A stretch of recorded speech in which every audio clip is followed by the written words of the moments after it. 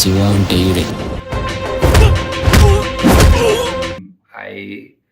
I was just అంటే spell bound అనాలా, because అలాంటిది అప్పటిదాకా చూడలేదు.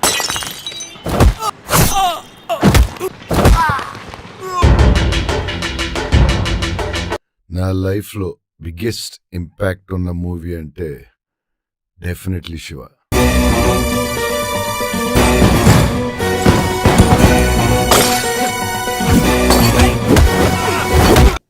ఇట్స్ నాట్ జస్ట్ ఆ సినిమా చూడటం ఒకటే కాకుండా సినిమా థియేటర్లో జనాలందరూ కలిసి ఆ ఇంపాక్ట్ ఫీల్ అవడం అనేది, I think that's the first time I experienced in a film. If there's any film that is still very fresh in our memory and something we can recollect again and again and again without even losing a single frame, single situation from that film, that means the film is something very big. 5th క్లాస్లో మా నాన్నగారు దేవి theatre తీసుకెళ్లారు. First scene smoke ఇలా camera మీదకి రాగానే ఇదే సినిమారా బాబు అని shock అయింది. Camera that zooms in or travels into the exhaust of the ambassador car. There's a music that starts.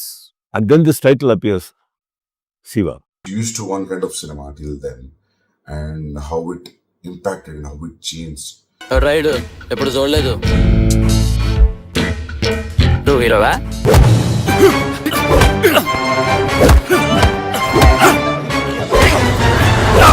After in the growing years, after revisiting a couple of times, every time, I used to find a new thing about how it was staged and everything. It's a cult classic, it had deviated, it had departed from the regular kind of filmmaking. It was so new. That's what one of the interviews I mentioned. ఇప్పుడు ఎంత కొత్త cinema తీసినా కూడా the newness impact what Shiva gave, I don't think so any film will give now. Shiva చూసిన తర్వాత నేను పూర్తిగా ఆశ్చర్యపోయాను. It's shock of my life. అది సినిమా కాదు, ఒక విప్లవం, ఒక ట్రెండ్ సెట్టర్. తెలుగు సినిమాకు కొత్త నిర్వచనం చెప్పి కొత్త ఒరవడికి నాంది పలికిన cinema Shiva.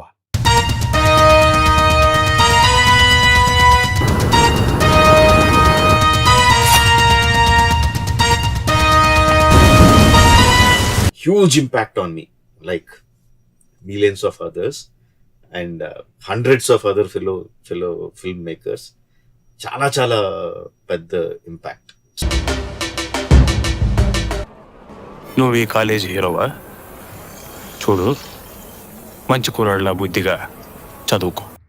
The performances of the film, Nagarjuna gaరి performance, Amla gaరి performance, Raghuvaran gaరి performance, they were, I don't know how to say it, they were just completely new, mind-blowing, and I haven't seen anything like that. అప్పటిదాకా చూసే హీరోయిన్లు ఎవరు రామలమాయంలాగా అనిపించేవాళ్ళు కాదు. అప్పటిదాకా మనం చూసిన విలన్లు ఎవరు రఘువరన్ గారు లాగా కానీ జేడి చక్రవర్తి గారు లాగా అనిపించేవాళ్ళు కాదు. అప్పటిదాకా ఏ హీరో కూడా స్క్రీన్ మీద ఆ Nag sir energy, that kind of intensity crack చేయలేదు. నాగార్జున తన నటనలోని ఆ తీవ్రత, ఆ చూపుల్లో తీక్షణత, ఆ కంపోజ్డ్ నటనలో ఉన్న ఆ శక్తి, ఇవి ఫెంటాస్టిక్. భవానీ గారు ఏమన్నా చెప్పాలనుకుంటే వాడినే వచ్చి చెప్పాను, నీలాంటి చెంచాగాళ్ళని పంపొద్దని చెప్పు. అమల గారి నటన, రఘువరన్ విలన్ పాత్ర, ఇలా ప్రతి ఒక్కరూ ప్రతి ఫ్రేమ్కి ప్రాణం పోసారు. నిన్ను వదిలి నేను ఉండలేను శివ, ప్లీజ్ నన్ను వెళ్ళమని మాత్రం అడగొద్దు. కాదులే చెప్పుకో, వెళ్ళి ఆ పాపని తీసుకురమ్మా. Certain films leave such an impact that you always remember everything connected with the film, including the theater you saw it in, the day, the show timing, everything. One such film for me was Ram Gopal Varma's Shiva.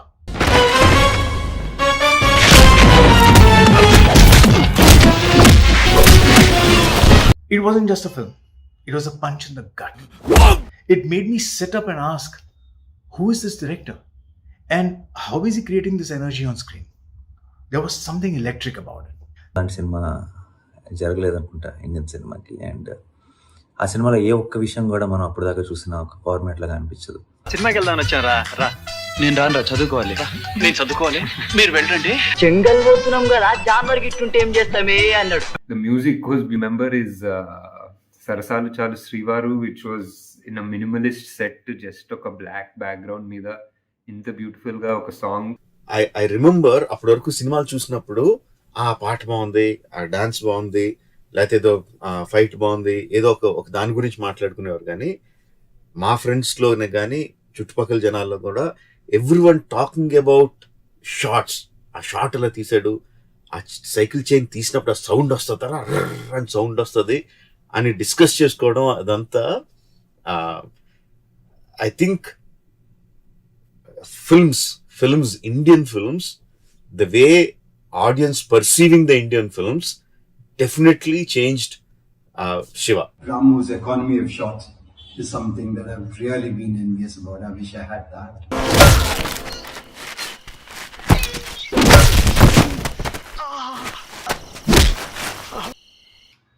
అంత ఫియర్గా తీయడానికి probably వర్మకి deep understanding of what he wanted to do and how he saw the world అనేది చూపించడం శివాలు. అందుకే అంత impact అయి ఉంటుంది. నానాజీ, ఆ చావు ఎంత భయంకరంగా ఉండాలంటే ఎప్పుడో ఒకసారి రొటీన్ మొత్తాన్ని బ్రేక్ చేసి, అన్నిటినీ అధిగమించి, ఉన్న బార్డర్స్ అన్నీ చెరిపేసి ఒక్క సినిమానే ట్రెండ్ సెట్టర్గా నిలుస్తుంది. అలా తరానికి ఒక్కసారి మాత్రమే సినీ పరిశ్రమను మార్చేసే సినిమా వస్తుంది. అలాంటి చిత్రమే శివ. ఈ రోజు నుంచి ఏరియాలో భవానీ మనుషులు ఎవరూ కనపడటానికి వీల్లేదు. ఈ శివగాడి సంగతి ఏంటి? నిన్న కాక మొన్న వచ్చాడు, అటు ఇటు తెలుసుకున్నా. ఆఫ్టర్ ఒక స్టూడెంట్. ఎలాంటి అనుభవం లేని ఒక కొత్త దర్శకుడు రామ్ గోపాల్ వర్మ గారు, భయం లేని నిర్మాతలు అన్నపూర్ణ స్టూడియోస్ వారు, హద్దులు లేని ఒక్క యువ నటుడు అక్కినేని నాగార్జున గారు తెలుగు సినిమాను చూసి, విని మరియు అభినయించే విధానాన్నే మార్చేసిన సినిమా అందించారు. 36 సంవత్సరాల క్రితం శివ చిత్రం ఈరోజు మనం చూస్తున్న భారీ తెలుగు చిత్రాలకు పునాది వేసింది. ఈనాటికి మనందరం వెనుతిరిగి చూస్తే ఒక శకం ఫిల్మ్ మేకింగ్ అక్కడి నుంచే మొదలైంది అని చెప్పగల ఏకైక చిత్రం శివ. అందుకే కాబోలు బిఫోర్ శివ, ఆఫ్టర్ శివ అని అంటారు. అది కొన్ని రోజులు ఓన్లీ తెలుగు ఫిల్మ్ ఇండస్ట్రీ వరకే ఉండింది. కానీ శివ ఐ థింక్ హిందీలో రిలీజ్ అయిన తర్వాత I think the whole Indian film industry also ముక్త కంఠంతో చెప్పింది before Shiva and after Shiva అని.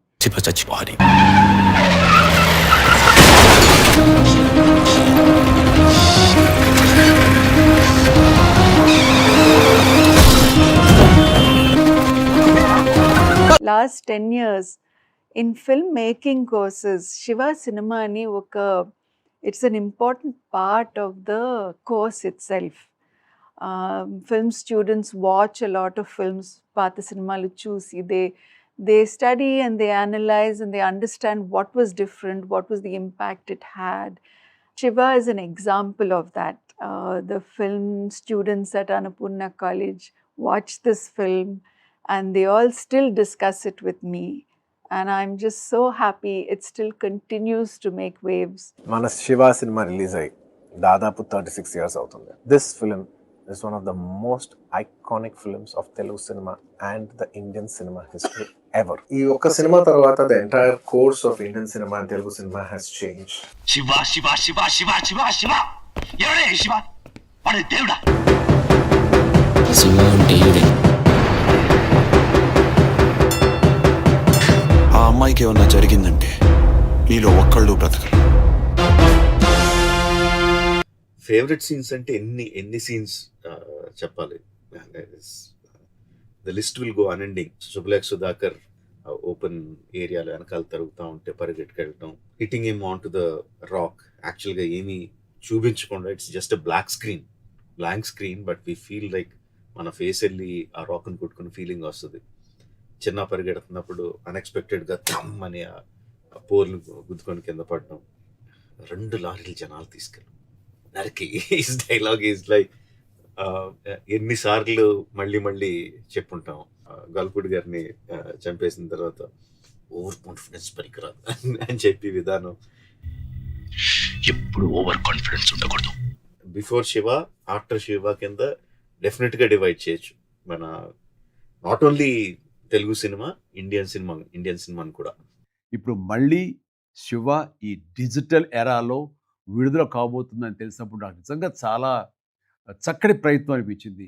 ఎందుకంటే నేటి యువతరానికి, ఈ నేటి జెన్‌జీకి ఈ సినిమా గురించి తెలుసుకోవాలి. అంటే అప్పట్లోనే ఇది వెరీ మచ్ కాంటెంపరరీ ఫిల్మ్‌గా ఎలా తీశారు అని. Really it is a timeless film. Ramu didn't just make a film, he made you feel the heat of it. And then there was Nagarjuna.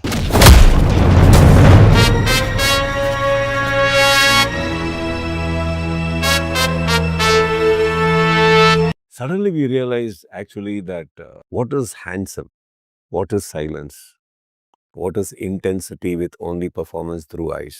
His stillness, his resolve, it was magnetic.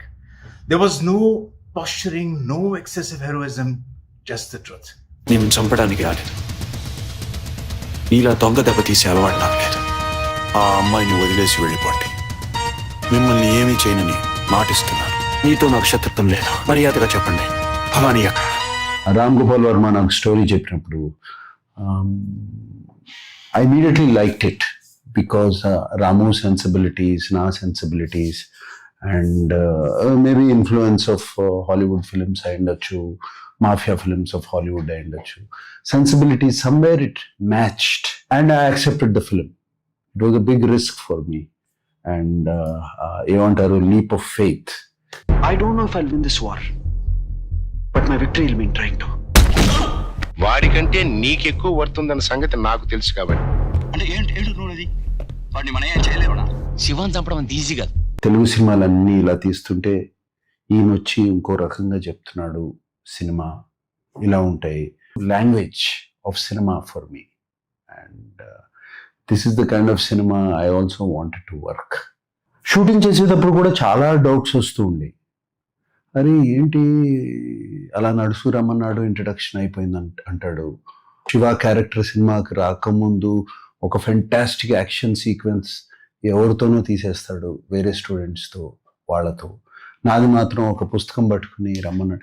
ఇవన్నీ lot of doubts and lot of questions. But నేను cinema start చేసే ముందు I made a promise to my self, ఇది sensibilities ఇలా కావాలి, నేను prove చేసుకోవాలి, నేను ఐఎమ్ డిఫరెంట్ ఫ్రమ్ ఆల్ అప్పుడున్న ఎగ్జిస్టింగ్ సినిమాస్, అప్పుడున్న ఎగ్జిస్టింగ్ లీడింగ్ స్టార్స్ కన్నా నేను సెపరేట్గా కనపడాలి, లేకపోతే నాకు ఒక ఐడెంటిటీ ఉండదు.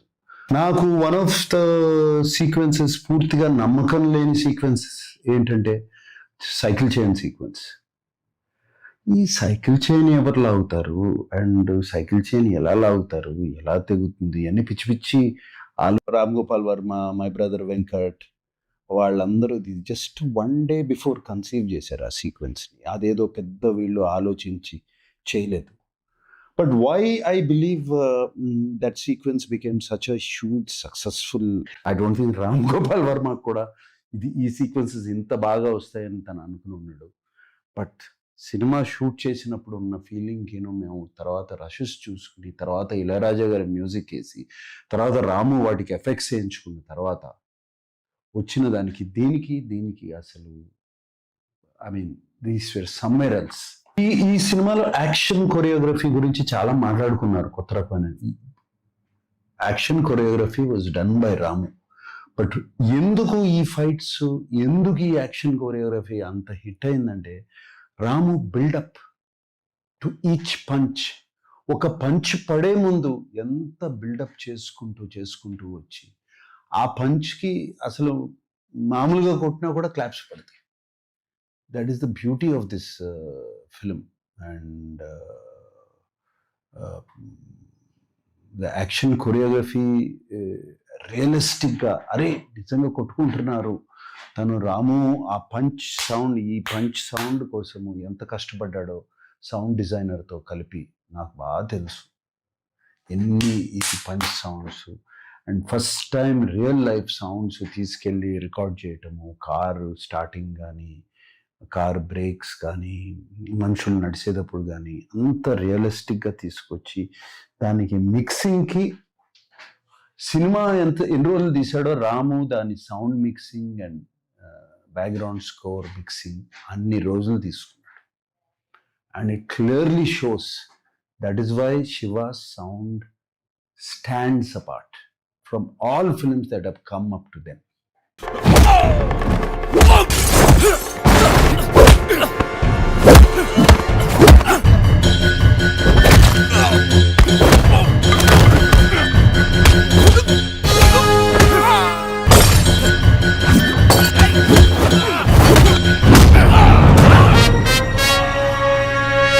చాలా వరకు ఆ దాంట్లో ఉన్న క్యారెక్టరిస్టిక్స్ నాలో ఎంబైబ్ చేసుకోవడానికి ట్రై చేస్తూ ఉన్నాను, ఇంకా ట్రై చేస్తున్నాను ఇప్పుడు కూడా.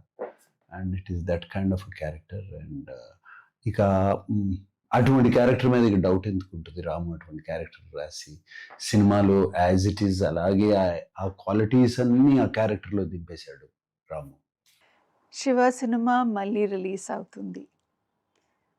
ఎన్ని సంవత్సరం తర్వాత I think restored copy, fresh sound, improved image. పాత ఓల్డ్ శివ ఎక్స్పీరియన్స్ పోకుండా it has been converted into 4K. Lot of films are being convert. చాలా ఫిల్మ్స్ రెగ్యులర్ నుంచి 4K కన్వర్ట్ చేసి రిలీజ్ చేస్తున్నారు. బట్ ఈ సినిమాలో using artificial intelligence, picking out each separate track done by Ilaiyaraaja garu, ఆయన్ని తీసి songs కానీ వాటిని డాల్బీ అట్మాస్లో మిక్స్ చేసి మీకు రియల్ డాల్బీ సౌండ్లో మిక్స్ చేసి Ramu was given his life all over again for that sound to get it done. And it is going to be a unique experience for people who love Shiva and people who haven't watched Shiva ippavaraku. For the Gen X kids, all these people, it is going to be a fantastic experience. Ram Gopal Varma, Ramu chalasa adigadu, 100% support chesindi nuvve. ఎప్పుడైనా అనిపించిందా ఏదో work out అవ్వదు అని? Ramu really to tell you the truth ఎప్పుడూ అనిపించలేదు అట్లా.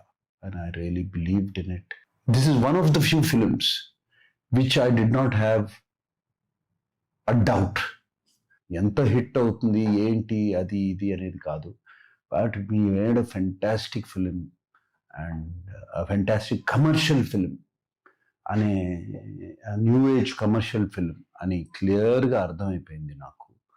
And that's why I backed you all the way. Ram Gopal Varma, you have to talk about him. He was the talk of the town when Shiva came out, and I had become an instant Ram Gopal Varma fan. Shiva is a special film which introduced all of us to a special director. But before film, I think Shiva, before Shiva, after Shiva and called Telugu cinema. So hats off to Varma, Ajiv.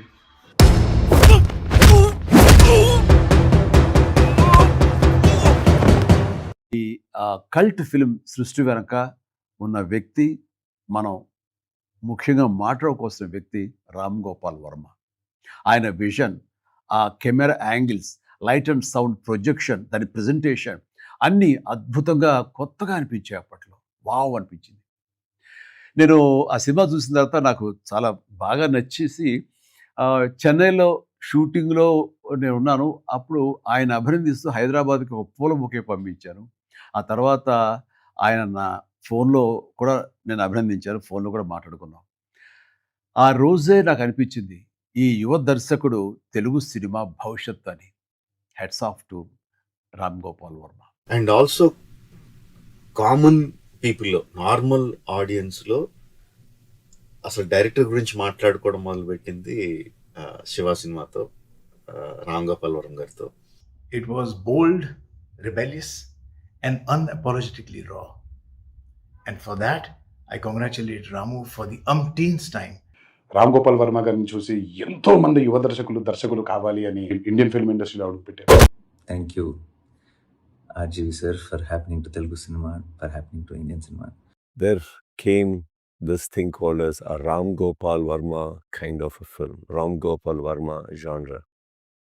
There, I don't think any genre of any film or anywhere has been named after a person. Probably we were introduced to something commercial, so commercially for the first time. Thank you for giving us that film, sir, and that moment to whistle in the theatre.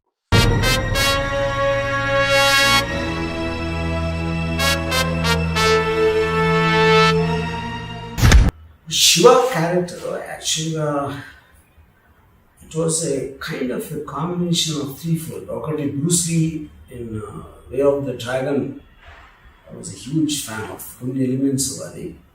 And then there is Howard Rock in Fountainhead of Fine Rand. And the third is Little Shades of Arjun, Sunny Deol in Arjun.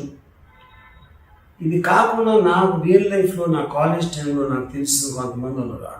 వాళ్ళలోంచి ఒక best elements అన్నీ తీసుకుని I just try to make a mix of that in the character.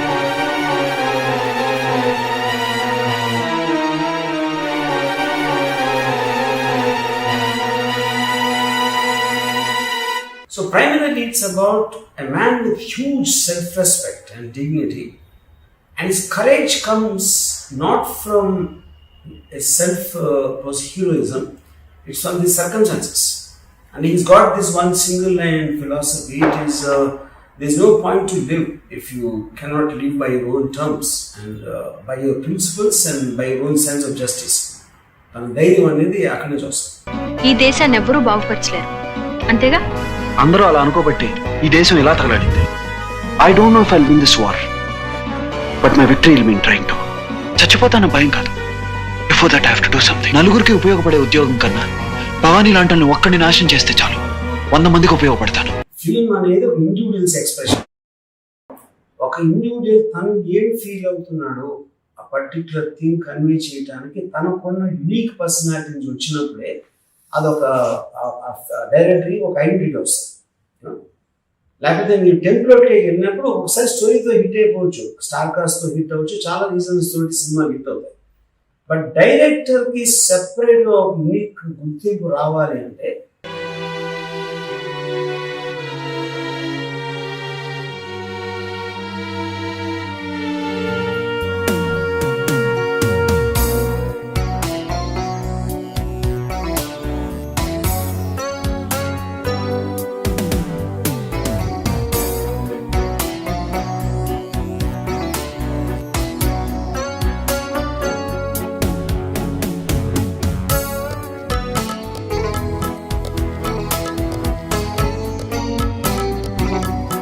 Shiva hits back the theaters with all the present technology to excite you all the more.